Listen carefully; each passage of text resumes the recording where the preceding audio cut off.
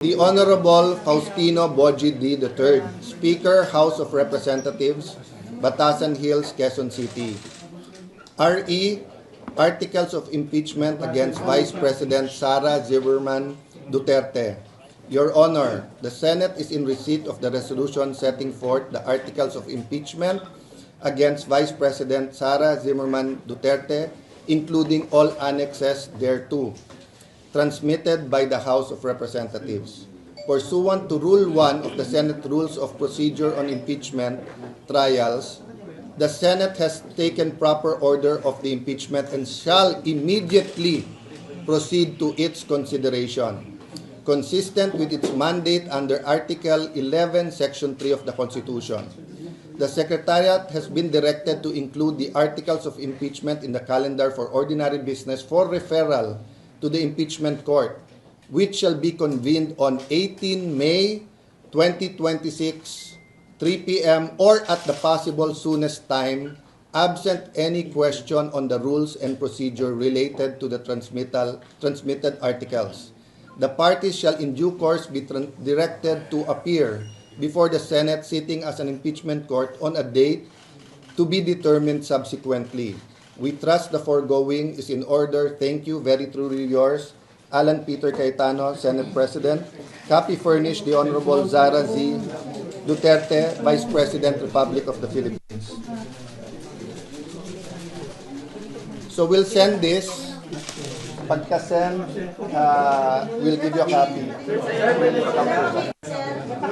Someone comes. Send Jen Silva.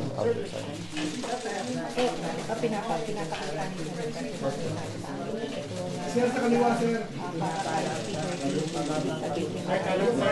Nakakita ngayon ni Senate President Alan Peter Cayetano ay yung kanyang dokumento kung saan nakasaan dito na Sir, palibabawan din yan. at kailangan makahirap constitution Before let me tell you a little bit more about the procedure, okay? So sa Monday, nasa order of business yon. Ibibigay sa rules like any other. Yung majority leader, acting majority leader, kanyang i-represent, no? The likely scenario is we will organize muna the Senate, so may mga committees, take that up. From the majority side, kasi nag-focus kami kagabi, I don't see any amendments to the rules. So if there's going to be any, I'm not saying there will be, I want to be clear, I'm not accusing anyone of delays. I'm saying it won't come from the majority kasi nag-meeting kami kagabi. We are happy with the former rules. Kung ano yung good na rules kay sa mga dating na-impeach, good din sa amin ngayon. So, kaya lang, hindi ko matatanggal yung karapatan ng bawat senador na tumayo. Ang problema, madidelay kung babaguhin pa yung rules kasi ipapublish pa ulit yon. But from the majority, that's why sa letter, I just wanted to be safe. Sinabi ko doon, on Monday, or the soonest time, or fourth week, no? If everyone agrees on the rule, I do not see any reason why hindi kami makapag-convene sa Monday. So, ano mangyayari pag nag-convene? And then may motion to convene. Ako muna mag-oath as presiding officer of the impeachment court. And then yung 23 na senador. After that, our job is to issue the summons. Okay? And then from that time on, pag sumagot na, di ba, aandar na yung process. I'll brief you more about the process later on. And probably, kung hindi Monday mismo or Tuesday, we will have a caucus para yung calendar.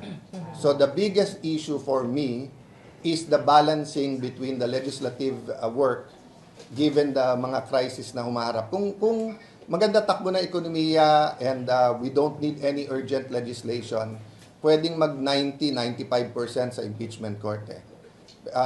Unless nga sabi ng mga senador, pwede pa rin, bilisan na lang. But you know, madaling yung sarili mo lang inasahan mo. Halimbawa, Alan, bilisan mo sa pagpunta ng Senate. Alan, bilisan mo yung sulat. That's under my control more or less, di ba? But when you say it's a trial, you cannot stop both sides from presenting the number of witnesses na gusto nilang sabihin. So, madaling sabihin bilisan at madaling sabihin it will finish by this month or that month. But all of those will be approximations. So, Okay, any question? convene po as impeached. Pero how about the trial proper? When is the latest trial going to Once happen? you convene and issue the summons, diretso na yun. Pero yung So, trial ako, proper is yung trial proper po ay after all the Yeah, procedures. Susundin mo lang yung number of days. So walang delay yun. Kung ano na sa rules, kung ano na constitution. Yan. the trial proper maybe in June, sir, the trial proper? July? I don't want to preempt the calendar. Ah, But if it's 15 days, so we will follow. Actually, what we're doing now, after the meeting, then seeing you, we're gonna make a draft calendar. So the calendar will not be based on anything that is discretionary. It will be based on objectivity. So kung nakalagay sa rules, ganitong number of days para sumagot, this number of days sumagot, then trial na kaagad. So ano po ngayon ang sagot, SP, doon sa sinabi na yung pagpapalit ng liderato ng Senado ay para ma-block yung impeachment trial? Again, I'm trying to get a united Senate. Unprecedented yung attack against the Senate.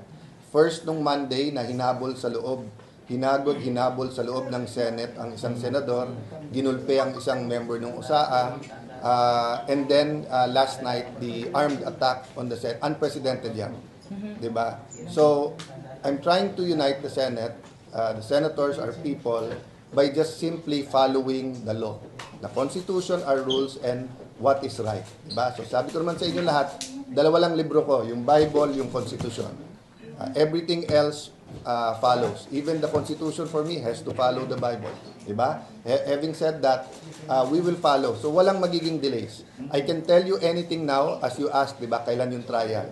So if I have the trial July, August, then dinelay ko. offhand lang SP, for you, yung trial po ba ay dapat araw-araw, Monday to Friday, or MWF? Offhand for you, what do you Offhand, suggest? either Monday to Wednesday or Monday to Thursday. Definitely hindi ang the Friday because you need a motion day. Diba? So, and the question for me, the bigger question to me, is it Monday to Wednesday whole day, Okay. and then Thursday may committee hearings, or is it Monday to Thursday, half day hearings, half day ano? So definitely mag-extend kami, di ba? So kung dati naghi-hearing ka either 9, 10 o'clock hanggang 2:45 or 3, and then 3 to 7 or 8 yung ano. Nagagawa naman namin sa budget yung magdamagan eh. But remember, I think mga 2 weeks yun eh, na magdamagan. So I don't think kaya naman yung magdamagan ng 2 months, di ba? 2 months. I don't know eh. I don't know. It depends kasi kung ilan witnesses. It depends sa articles. That's why I don't want to speculate. Pero SP yung convene sa Monday na talaga. Magko-convene na. In my letter, we're bound by that. Sa caucus, agree kami lahat. There's no reason whatsoever to dilly-dally. Okay? Having said that, syempre, kung may nag-bring up na eto yung mga ganyan, etc., bukas na yan or whatever ganyan, baka magbotohan. But so far, yung aming 13, ang sinasabi, there's no reason why not to convene and take our oaths on Monday. So just to be sure, you are asking the prosecution team to be here on Monday for the... It's their option. To what, sir? To report, sir, about the articles of Hindi, impeachment? kasi yung tinignan ko yung dating precedents, the article itself is the presentation. Di ba? So, actually, they can or cannot be here.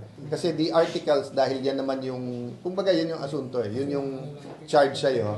So, ang process, yung summons, para sumagot naman yung kabila. Who will read the articles of impeachment? Who will read the articles of impeachment? The prosecutor or kayo po sa Monday? Sa Monday, malamang yun yung, ano, Major. yung pagbigay nga namin sa Madyo. Pero the impeachment court has a life of its own. So depende sa mga motions na maganap doon sa impeachment court. May question? Wala na pong debate about the convene. On our side, wala. On the majority side, wala. Hindi ko alam sa minority. Pero SP, Diba? I'd like to consult them but I'll only see them on Monday. Medyo busy sila ngayon na trinatry kausapin yung mga membro namin na sumali ulit sa kanila. SP kahapon So may coup attempts na naman, sir? Against you naman na yan, sir? Suggest, ano naman, expected naman. Who told you that, sir? From the majority? Oo. Na kinakausap nila, sir? May invitations to talk, may pananakot, but dati na silang takot eh. But So, your 13 is solid. But your 13 is solid. you're always solid until you're not. But I believe in the 13, I believe in our cause. Sino nililagawan nila? Kinakausap, sir? Ilan yung kinakausap? Hindi ko pa nakakausap lahat kasi nag-iayang na mag-meeting ngayon. Sabi ko, magtrabaho muna tayo, magtawagan na lang tayo. Because nga, you know, that's the nature of, di ba dati kasi you have 3 or 4 major newspapers, maybe 4 major news networks, then maraming tabloid, and maraming radyo. Ngayon kasi with SOCMED, anyone can say anything. Diba? And anyone can interpret anything that way. But yun nga ang challenge ko ngayon. Diba? Trabaho or mamulitika. Diba? So, my only choice is to do the work, then be completely honest with you. So, in an hour, I will be completely honest what happened kay Senator Bato and where the investigation with the PNP is. But uulitin ko lang PNP, AFP, lahat, NBI, hindi tayo magkakalaban, we're one government. Diba? But we have to respect the judiciary, the same manner the executive, but also respect the legislative department. So in the same manner, kung may fake news, I expect them to address that immediately. Sir, di ba nag-focus about sa impeachment? So, wala mo bang uusbong? Wala kayang surpresang susulpot na motion from the majority bloc para pag nag-convene na kayo sa impeachment court ay ipa-dismiss yung articles of impeachment? So, you always talk in the realm of probabilities and possibilities. Okay? In a collegial body, there's always a possibility. Kahit sa minority. Kahit sabihin mong before the oath, hindi impartial lahat, merong gusto mag-dismiss, meron hindi, etc. Pero was it discussed? So, I can only discuss with you my call. I cannot talk for everyone. I can tell you kung ano na pag-usapan, and everyone said we should have the trial, and there's no walang isa man nagsabing hindi mag-trial. So I can only answer myself. I will act in accordance with the rules. There always has to be legal grounds, and I will decide based on truth and evidence. Sa 13, walang nagsabi na Sa 13, walang nagsabing ayaw mag-trial. Makakadali po kaya, so magagampanan kaya ni Senator Bato? Magagampanan mo kaya ni Senator Bato ang pagiging Senator Judge ng walang panganib o risk na arrest? I'll answer all questions, Senator Bato, mamaya, but quickly, I hope so. Hindi ko hawak yung attendance at yung di ba? I hope ma-resolve ng korte kasi pag wala naman threat kay Senator Bato, gusto naman niya pumasok. Thank